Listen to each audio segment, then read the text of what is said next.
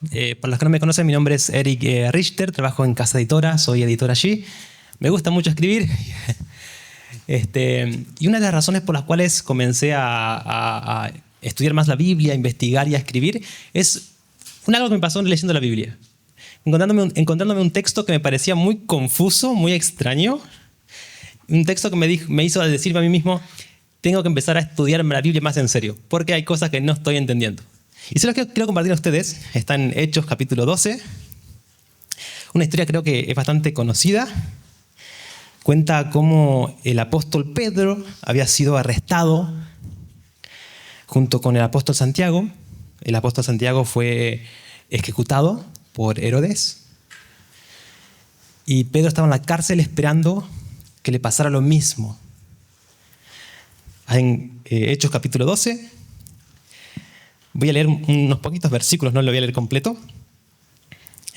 Leo de Hechos capítulo 12, versículo 6 en adelante, dice, del versículo 5 en adelante dice, Pedro estaba custodiado en la cárcel, pero la iglesia hacía sin cesar oración a Dios por él. Qué lindo, un versículo claro, fácil de entender, inspirador. La iglesia oraba por el apóstol que estaba en problemas. Seguimos leyendo, versículo 6. Cuando Herodes lo iba a sacar aquella misma noche, estaba Pedro durmiendo entre dos soldados. Al día siguiente, Herodes lo iba a sacar para ejecutarlo. Pedro estaba durmiendo en la celda entre dos soldados, sujeto con cadenas, y guardas delante de la puerta custodiaban la celda. Y leo el versículo 7. Dice, y se presentó un ángel del Señor, y con una luz resplandeció en toda la cárcel, y le dio una patada en las costillas a Pedro para despertarlo. Y yo como que, ¿qué pasó acá? Venía bien la historia, no sé qué pasó. Si la traducción que están leyendo dice algo diferente, es porque los traductores lo suavizan, porque es un poquito dura la historia. No es fácil de entender. ¿Qué le pasó al ángel, no? Yo decía que se despertó de mal humor, estaba un poquito, no quería justo ese día ir a trabajar. ¿Por qué hizo eso? Y en ese momento yo dije, tengo que empezar a estudiar más la Biblia. Tengo que meterme más en fondo porque hay versículos que claramente no estoy entendiendo. De paso, este versículo tiene su explicación, la vamos a ver al final, no se preocupen.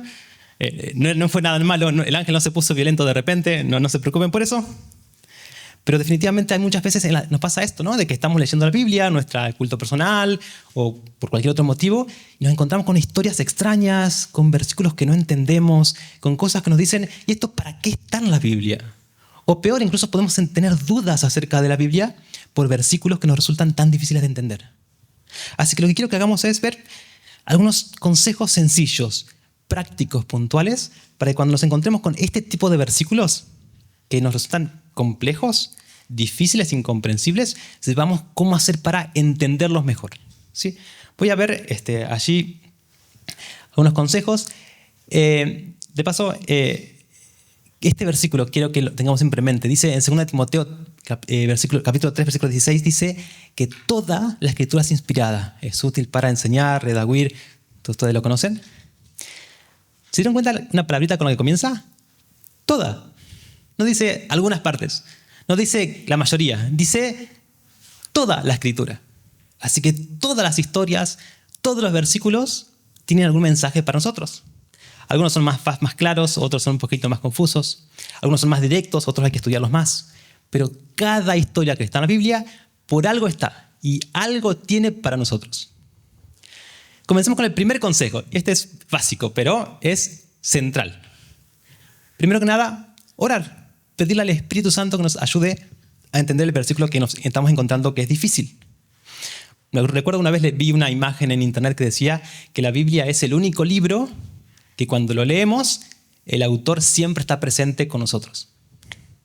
Entonces, lo primero que tenemos que hacer cuando encontramos un texto difícil es pedirle ayuda a Dios, pedirle iluminación del Espíritu Santo para entender lo que este texto tiene para decirnos. Comencemos con el siguiente consejo. Ver el contexto literario inmediato. ¿Qué significa eso? Muchas veces el versículo solito, aislado ahí, como que no lo entendemos. Pero cuando leemos todo el capítulo o toda la sección, o prestamos atención a cuáles son las historias que te aparecen antes y después, ahí empieza a tener un poquito más de sentido. Hay un caso que a mí me gusta mucho, porque por lo fácil que es ver los paralelos, que es la historia de la mujer samaritana. ¿Se acuerdan? Están en el Evangelio de Juan. Allí tenemos el caso de que Jesús estaba atravesando Samaria, para en un pozo, estaba cansado, tenía sed, los discípulos van a conseguir comida y se encuentra con una mujer samaritana. Y con esta mujer, conversando con ella, es la primera vez en todos en los evangelios que Jesús le revela a alguien que Él es el Mesías. Él no quería hacerlo desde un primer momento para evitar las dificultades, los choques. Y con la mujer samaritana es la primera vez que Jesús se revela como Mesías. Ahora, si vamos al capítulo antes, vemos que hubo otra conversación muy interesante. Pero no fue con una mujer samaritana, fue con Nicodemo. Ahora, ¿recuerdan la historia de la mujer samaritana? ¿Se conocían previamente con Jesús? ¿La mujer samaritana sabía quién era Jesús? No, fue un encuentro para la mujer samaritana accidental. La primera vez que se encontraba con esta persona. Ahora, en el caso de Nicodemo, que está en el capítulo 3, la mujer samaritana está en el capítulo 4, Nicodemo en el capítulo 3, Nicodemo había visto a Jesús, lo había escuchado predicar y había visto sus milagros. Sabía quién era y sabía lo que podía hacer. Y Nicodemo va a hablar con Jesús, a tener un diálogo con Jesús. ¿Pero en qué momento del día va Nicodemo? De noche. Se va de medianoche. Como para que no haya nadie en la calle, nadie viendo de escondida. ¿En qué momento del día se encontró la mujer samaritana con Jesús? Al mediodía. ¿Coincidencia? ¿Saben que los samaritanos eran personas queridas por los judíos? Personas despreciadas, odiadas por los judíos. ¿Y los fariseos eran queridos por los judíos? Para nosotros los fariseos tienen mala fama, no por cómo lo trataban a Jesús, pero para los judíos el fariseo era una persona muy respetada, una persona muy religiosa, muy estricta, gente respetada, querida. Pensemos en el contraste entre estas dos historias, que aparece una justo después de la otra. Nicodemo lo conocía a Jesús, lo había visto hacer milagros, sabía quién era, pero va a hablar con él a medianoche, a escondidas. Y después de toda la conversación, este hombre respetado y querido se va sin aceptarlo como Mesías, sin aceptarlo como Salvador. Siguiente historia, la mujer samaritana. Jesús se encuentra con ella al mediodía. No se conocían previamente, ella no lo había visto hacer milagros y después de una conversación lo acepta como Mesías, lo acepta como Salvador y le cuenta a otros acerca de Jesús. Qué contraste, ¿no? ¿Será accidente que Juan puso estas dos historias una después de la otra? ¿O hay un mensaje ahí? Bueno, esto pasa muy seguido en la Biblia. Las historias que aparecen una después de la otra para que podamos hacer ese contraste, ese paralelo y sacar nosotros mismos las enseñanzas. Ahora vamos a un versículo difícil. Allí en Mateo capítulo 16, un versículo difícil. ¿Y cómo lo resolvemos fácilmente? Simplemente chequeando el contexto inmediato. Mateo capítulo 16, encontramos un anuncio que hace Jesús acerca de la segunda venida. Y después de hablar acerca de la segunda venida, exclama una frase un poquito confusa. Allí, capítulo 16, versículo 27, dice así. Voy a leer 27 y 28. Mateo 16, 27 y 28. El Hijo del Hombre vendrá en la gloria de su Padre con sus ángeles y pagará a cada uno conforme a sus obras. Y de cierto les digo que algunos de los que están aquí no morirán hasta que hayan visto al Hijo del Hombre viniendo en su reino. ¿Y esto qué quiere decir? ¿Acaso habrá discípulos que no iban a morir hasta que Jesús regrese de nuevo en los cielos? ¿Saben que este es un texto que hay un debate tremendo entre los teólogos? Pero es muy fácil de entender cuando uno simplemente sigue leyendo la historia. Ustedes saben que cuando Jesús vino a la tierra no vino como Él era en los cielos, como Él existía en el cielo. Él se despojó de toda su gloria, de toda su majestad. Nació como un simple bebé humano. Pero cuando regrese de nuevo no va a volver como un simple humano. Va a volver de nuevo con toda su gloria y majestad. Si seguimos leyendo la historia bíblica, la siguiente historia inmediatamente después es ¿qué dicen sus Biblias? La transfiguración. ¿Qué pasa en la transfiguración? ¿Se acuerdan? Jesús toma a 3 discípulos, se va arriba de un monte y allí Jesús se transfigura. Jesús aparece allí no como Él era siempre, sino que muestra toda su gloria. Su rostro cambia, emana gloria, emana majestad, sus vestimentas brillan de color blanco, ¿verdad? Allí a los discípulos le mostró cómo Él iba a volver en la segunda venida. No se mostró como un humano más, se mostró con toda su gloria. ¿A qué se refería este versículo de que algunos no van a morir hasta verlo a Jesús venido en su reino? Que unos discípulos iban a verlo allí con su gloria. Literalmente el cumplimiento está en el siguiente relato. Uno pegadito al lado del otro. Los teólogos se ahorrarían libros y artículos de debates si simplemente hubieran seguido leyendo. Allí la explicación está en el siguiente relato. Jesús muestra, estos discípulos lo iban a ver con toda su gloria. Y así de simple era. Simplemente había que seguir leyendo y se resolvía el problema de este versículo difícil. Vamos a ver una historia que es muy, muy compleja. Además de ver el contexto literario, también es importante ver el contexto histórico. Cómo eran las prácticas, cómo vivía la gente en esos tiempos. Y eso nos ayuda a entender algunas cosas que dice la Biblia, sobre todo algunas de las cosas más duras que dice la Biblia. Allí en Números tenemos un ritual que Dios le había mandado al pueblo de Israel. Allí en Números capítulo 5. No voy a leerlo completo porque es bastante larga toda la instrucción, toda la ley, pero es realmente bastante compleja de entender en un primer momento. Allí en Números capítulo 5 hay una ley que Dios da cuando había conflictos matrimoniales específicos. Cuando el esposo sentía celos hacia su esposa, pensaba que lo había engañado de algún motivo, y Dios le manda a hacer un ritual.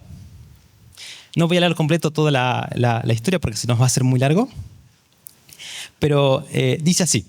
Voy a leer a partir capítulo 5, voy a leer a partir del versículo 14. Dice: si viene sobre el esposo un espíritu de celos y siente celos de su esposa, dice, el marido la llevará a la mujer al sacerdote y presentará una ofrenda. Y más adelante, voy a saltarme entonces ahora hasta versículo 16. El sacerdote hará que ella, la esposa, se acerque delante del Señor. El sacerdote echará un poco de agua en un vaso de barro y tomará un poco del polvo del suelo del tabernáculo y lo mezclará con el agua y se lo dará a la esposa para que lo beba. Cosas raras, ¿no? ¿Y cuál era el objetivo de este ritual? Voy a saltar al versículo 24. Dará a beber a la mujer estas aguas amargas que traen maldición, y las aguas que obran maldición entrarán en ella para provocarle amargura. O sea, la idea era que si ella se enfermaba después de esto, era porque realmente se había engañado a su esposo y los celos eran justificados. Muy extraño esto, todo muy extraño. Pueden leer la historia completa ahí si ustedes quieren después en sus casas. Pensemos un momento en el pueblo de Israel en el libro de Números. Ellos habían pasado 400 años en Egipto. No haciendo turismo ni viviendo, disfrutando de los paisajes, sino como esclavos, acostumbrados a la violencia, acostumbrados a la brutalidad. Y cuando las personas están acostumbradas a esto, ¿cómo creen que reaccionan ante problemas como, por ejemplo, los celos? ¿Qué hacen hasta hoy en día incluso hombres que sienten celos de sus esposas? ¿Les suena la palabra femicidio? ¿No hay muchos casos de hombres que golpean y agreden físicamente a sus parejas por celos? Y si eso pasa en el día de hoy, que somos un poco más civilizados, ¿imaginan lo que hubiera pasado la situación en los tiempos de Israel? De gente que había sido esclava por tantas generaciones. Y Dios da esta ley con un motivo muy específico. Si un esposo sentía celos de su esposa, no podía castigarlo, no podía echarla, no podía llevar el debate a la familia para ver qué hacer, no podía llevarla a un juez, no podía llevarla al príncipe o gobernante o el jefe de la tribu, ni siquiera podía llevarla al sacerdote para que el sacerdote resuelva el problema. La única persona que resolvía el problema, que decidía si ella realmente le había sido infiel, era Dios. Y el ritual era un poquito desagradable, era tomar agua mezclada con una pizquita de polvo, pero era algo completamente inofensivo. Si ustedes quieren hacer la prueba, no se los recomiendo, agarren una pizquita de polvo, mezclen en el agua y lo tomen. No tiene gusto rico, pero les aseguro que es inofensivo. No los va a matar, no los va a enfermar. Si alguna vez le tocó cuidar a un sobrinito o a un bebé y lo dejan en el patio, cerca del pasto, en la tierra, los bebés sienten una atracción en comer tierra y nunca se enfermaron por eso, ¿no? Hasta los doctores dicen que incluso ayuda a estimular el sistema inmunológico. No soy médico, no opino, pero dicen eso. Era un ritual inofensivo. No generaba un daño físico a la esposa. La única manera de que realmente se enfermara por eso era que Dios decidiera intervenir en el caso. De paso, no hay ninguna mención en toda la Biblia de que eso haya pasado alguna vez. Esta ley, por extraña que parece, por desagradable que puede parecer, era el medio que tenía Dios para evitar el maltrato doméstico en los hogares israelitas. Cuando entendemos el contexto y de dónde venían los hebreos, de cómo era su experiencia de vida, vemos que esta ley está hecha para proteger, para evitar la agresión, para evitar la violencia, evitar los prejuicios que podía tener la familia o los gobernantes o los sacerdotes y que solamente Dios sea el que resuelva este problema. De paso, si se encuentran con otras leyes que sean difíciles de entender, el tenor general de las leyes del Pentateuco es siempre proteger al marginado, al débil, a la víctima. Ese es el tenor general. Hay muchas leyes que a veces no las entendemos porque pensamos que son neutras, pero en realidad siempre la intención es esa, es defender al débil, al desprotegido. Entonces, vimos entonces cómo el contexto histórico nos ayuda a entender. De paso, como vengo de Casa Editora, les hago el anuncio publicitario. Hay muchos comentarios y libros muy buenos que nos ayudan a entender mejor el contexto. Por ejemplo, si ustedes buscan el comentario bíblico de Andrews o el comentario bíblico de Adventista, hay muchos materiales muy buenos que ayudan a entender y conocer más del contexto. Es una inversión que para mí vale la pena tener en la biblioteca de cada uno de nuestros hogares. Vamos a ver otro caso más. Un consejo muy sencillo que es simplemente no casarnos con una traducción. Tener más de una Biblia y chequear siempre más de una traducción. Voy a leerles lo que dice Lucas capítulo 14, versículo 23 en mi versión y después me dicen si dice lo mismo en las versiones de ustedes. Dice, esta es una parábola de Jesús donde había un rey que prepara una cena. Los invitados no vienen a la cena. Entonces el rey le dice a sus sirvientes, leo el versículo 23, dijo el Señor a sus siervos, vayan por los caminos y por los vallados y a la gente que encuentren, fuércenlas a entrar para que se llenen en mi casa. O sea, oblíguenlas a venir. Este versículo se usó, de paso, en la historia, lo usaban los misioneros católicos cuando llegaron a América para bautizar obligatoriamente a los pueblos aborígenes. Es un triste caso de la malinterpretación de la Biblia. Ahora, ¿alguien tiene otra versión que diga algo diferente? Lucas capítulo 14, versículo 23. Oblígalos. ¿Sí? ¿Alguna otra versión? Insísteles. Hay una diferencia entre obligar e insistir, ¿verdad? Obligar es, te pongo una pistola en la cabeza, venís o venís. Insistirle es, che, dale, vení, vamos. Bueno, esta justamente porque es importante siempre leer más de una versión. Porque a veces hay traducciones que son mejores que otras. Y algún versículo que otro puede estar no tan bien traducido. Y este es un caso donde antiguamente se pensaba que la palabra significaba obligar. Hoy sabemos que significa insistir, convencer, persuadir. Esa es la idea. No obligar a nadie a ir a la iglesia ni a acercarse a Dios, sino persuadirlos, convencerlos, hablarles, insistirles. Pero nunca obligar a nadie. Esa no es la idea, no es lo que Dios quiere. Dios no fuerza a nadie. Por eso, consejo importante, leámoslo en más de una traducción, 3 o 4, 5 si queremos. Hay muchas herramientas muy buenas, también en internet para comparar traducciones y así podemos encontrar más de una traducción posible y ver cómo alguna traducción lo vierte correctamente y nos resuelve la dificultad bíblica. Luego ya vayamos al último caso y es ver dónde otras veces aparece la misma imagen, la misma metáfora, la misma persona, la misma historia. Muchas imágenes, metáforas, palabras, conceptos se resuelven cuando vemos cómo se usan en otras partes de la Biblia. Les comparto un versículo del Apocalipsis que es bastante interesante. Allí en Apocalipsis capítulo 16, versículo 21, está hablando de las plagas finales. Y leo allí una parte de la última plaga, dice así, Apocalipsis capítulo 16, versículo 21. Del cielo cayó sobre los hombres un enorme granizo como del peso de un talento, que son más o menos 34 kilos. O sea, es más o menos un granizo del tamaño de una pelota de básquet, quizás más grande. Bastante grande el granizo. Hay gente que lo toma literal, piensa que realmente va a caer un granizo así de tamaño monumental en los últimos días, pero quizás el sentido sea otro. Cuando vemos a buscar esta imagen de que Dios haga caer granizo, hay varios casos en la Biblia, pero uno muy interesante es el que se encuentra allí en Josué 10, 11, que es el caso del pueblo de Israel, luchando una batalla allí contra sus enemigos, y Dios hace caer granizo del cielo para derrotarlos.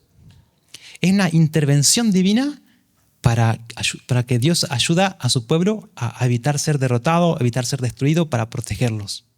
Entonces, quizás no sea que literalmente va a haber caer un granizo de tamaño de 35 kilos aquí en la tierra, sino que va a haber actos sorprendentes, sobrenaturales, milagrosos de Dios para proteger a su pueblo en los momentos finales. Va a haber actos inesperados, milagrosos. Dios va a intervenir para protegernos así en los últimos días de esta tierra. Y vemos cómo, comparando otros lugares donde aparece la misma palabra o el mismo concepto, metáfora, podemos ver cuáles son los significados. Bueno, son consejos sencillos, prácticos, fáciles de comprender. Así podemos ayudar a entender muchos versículos difíciles que nos encontremos. Ahora, no quiero dejarlos con la intriga de qué es lo que pasó en Hechos 12 y por qué el ángel reaccionó así. No quiero que se vayan con una mala imagen del ángel. ¿Por qué el ángel le pegó una patada al pobre Pedro para despertarlo? No podía hacerlo de otra manera. Si le prestamos atención al texto y leemos un poquito allí lo que sucedió, lo primero que hace allí en el capítulo 12 el ángel, cuando aparece, es hacer brillar una luz tan brillante y tan potente que dice que toda la cárcel se iluminó. Más potente que cualquier luz o lámpara que podamos imaginarnos. ¿Les ha pasado estar durmiendo y que venga alguien y les prenda la luz de la pieza, de la habitación?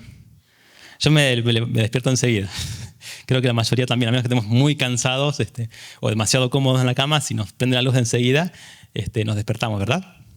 Pensemos una luz tan brillante que ilumine todo un complejo carcelario. Y a pesar de una manifestación tan brillante para despertarlo a Pedro siguió durmiendo. Los seres humanos muchas veces nos cuesta un poquito seguir los planes de Dios, ¿no? Pero si Pedro no se despertaba, el ángel no lo podía sacar. Y si el ángel no lo sacaba esa noche, al día siguiente lo ejecutaban. Y para despertarlo, como la luz no funcionó, le pegó una patadita. Le dolió probablemente un poquito, pero fue mejor que ser ejecutado, ¿no? Dios usa muchos métodos para salvarnos y nos insiste de muchas maneras.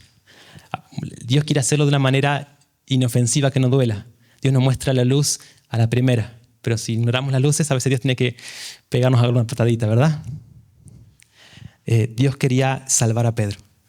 No quería lastimarlo, no quería que sufra, quería despertarlo para sacarlo de esa cárcel, para rescatarlo de ser ejecutado.